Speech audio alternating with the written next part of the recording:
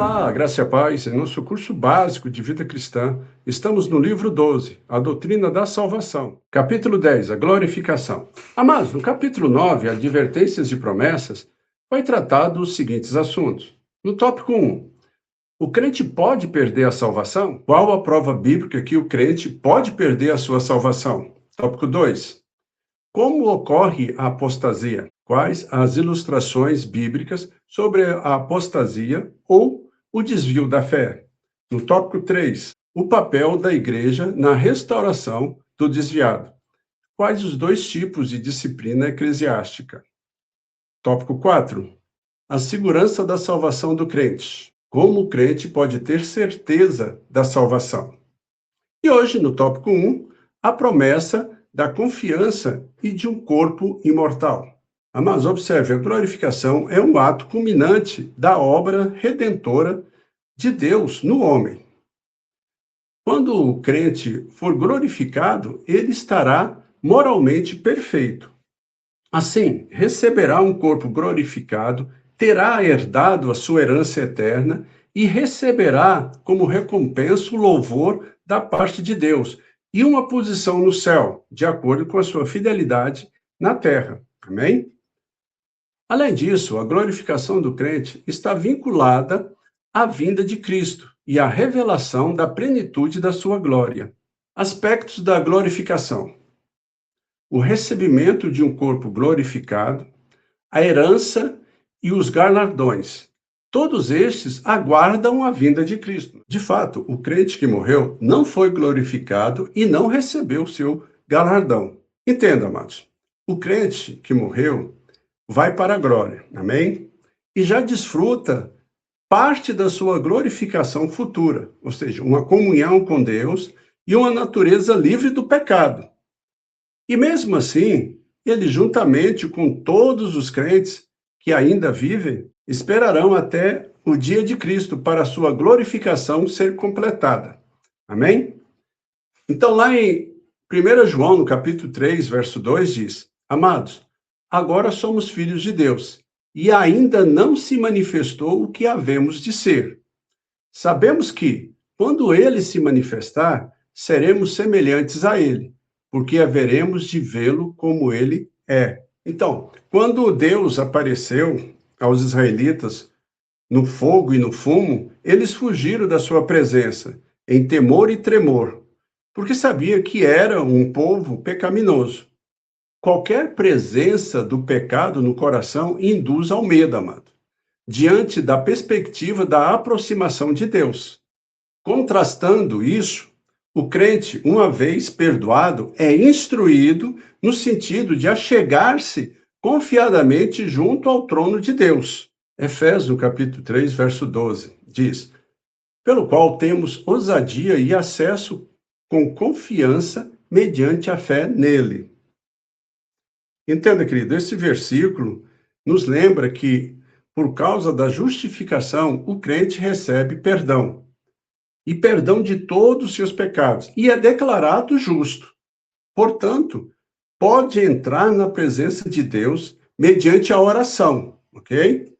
Finalmente, através da morte ou da nossa trasladação para o céu, estaremos, finalmente, na presença de Deus, seguros e sem medo. No presente momento, o crente é legalmente justo, mas na prática ainda é imperfeito, ok? No momento da glorificação, ele se tornará moralmente perfeito, de modo real e permanente. Colossenses, no capítulo 1, versículo 22, diz: vos reconciliou no corpo de sua carne, mediante a sua morte, para apresentar-vos perante ele santos, inculpáveis e irrepreensíveis. Amados, se nós, que somos meros mortais, ficamos pasmados ante as maravilhas deste corpo humano, que Deus chamou de bom, imagine a maravilha do corpo celestial, que Deus classificou como glorioso. Amém? Imagina, pensa na vinda de Cristo e buscando a sua noiva e você recebendo um novo corpo. A experiência cristã envolve 3 ressurreições. Primeiro, a ressurreição de Cristo dentre os mortos, que é a garantia da nossa ressurreição. Então, por causa desta ressurreição, o crente é salvo, recebeu uma vida espiritual e receberá uma vida eterna. Amém? Segundo, a ressurreição espiritual do crente, a saber, da morte no pecado para a nova vida em Cristo, como diz lá em Colossenses, no capítulo 2, verso 11. Terceiro, a ressurreição que depende das duas primeiras ressurreições. Porque Cristo ressuscitou dentre os mortos, o crente está espiritualmente vivo. Assim, esse crente será ressuscitado dentre os mortos ou trasladado, estando vivo no arrebatamento, para receber um corpo imortal. Amém? A Bíblia não deixa dúvida alguma quanto ao tempo desta ressurreição final, que ocorrerá no final da era da igreja, no último dia. Para ser mais claro, amados, ela ocorrerá na ocasião da vinda de Cristo para arrebatar a sua igreja, a sua noiva. 1 Coríntios, no capítulo 15, versículos 51 e 52 diz: Eis que vos digo um mistério, nem todos dormiremos, mas transformados seremos todos. No momento, no abrir e fechar de olhos, ao ressoar da última trombeta, a trombeta soará, os mortos ressuscitarão incorruptíveis e nós seremos transformados. Amém?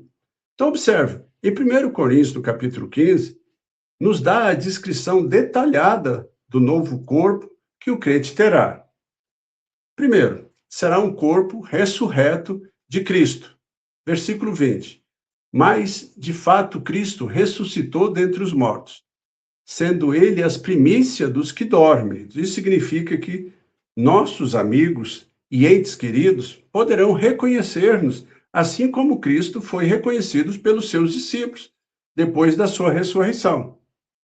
É um mistério, mas é uma realidade, amém? Teremos um corpo com traços semelhantes ao atual, mas diferentes quanto ao fato de não estar mais preso aos limites naturais do velho corpo.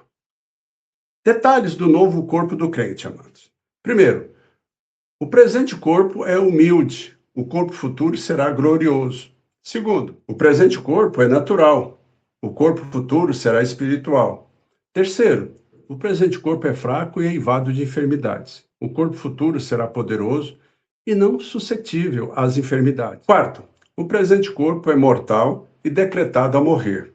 O corpo glorificado será imortal. Tendo em vista este evento escatológico, Paulo ensina que o crente deve cuidar de duas coisas. Primeiro, deve manter-se atento contra o pecado na sua vida, a fim de não pôr em perigo sua comunhão com Cristo, pois se isto acontecer, ele perderá o direito da ressurreição. 1 Coríntios capítulo 15, versículo 33. Não vos enganeis, as más conversações corrompem os bons costumes. Em segundo lugar, na ressurreição vindoura, o crente deve fazer tudo para permanecer firme na sua fé, dedicando os seus melhores esforços em prol do reino de Deus. E para nós encerrarmos a nossa aula de hoje, 1 Coríntios, no capítulo 15, versículo 58. Portanto, meus amados irmãos, sedes firmes, inabaláveis e sempre abundantes na obra do Senhor, sabendo que, ao Senhor, o vosso trabalho não é em vão. Amém?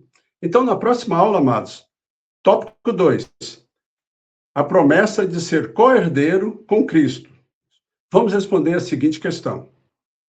Dê 3 aspectos da herança futura do crente. Amém, amados? Nós ficamos uma temporada aí, né? Sem as nossas aulas. Tivemos alguns contratempos, mas agora nós já conseguimos restaurar e resolver essas questões. E nós estamos terminando aí praticamente o livro da doutrina da salvação, né, no tópico 10, falta 2 tópicos ainda para nós encerrarmos essas aulas. E nós temos alguns pedidos para nós voltarmos no livro 1, falando sobre bibliologia, porque ficou faltando, nós não temos as gravações dos primeiros tópicos, né, desse livro. E do segundo livro também não. Então, nós vamos fazer essa alteração, depois nós vamos continuar no livro 13º, amém? Então, se você gostou, deixe o seu like, não esqueça de divulgar o canal, né?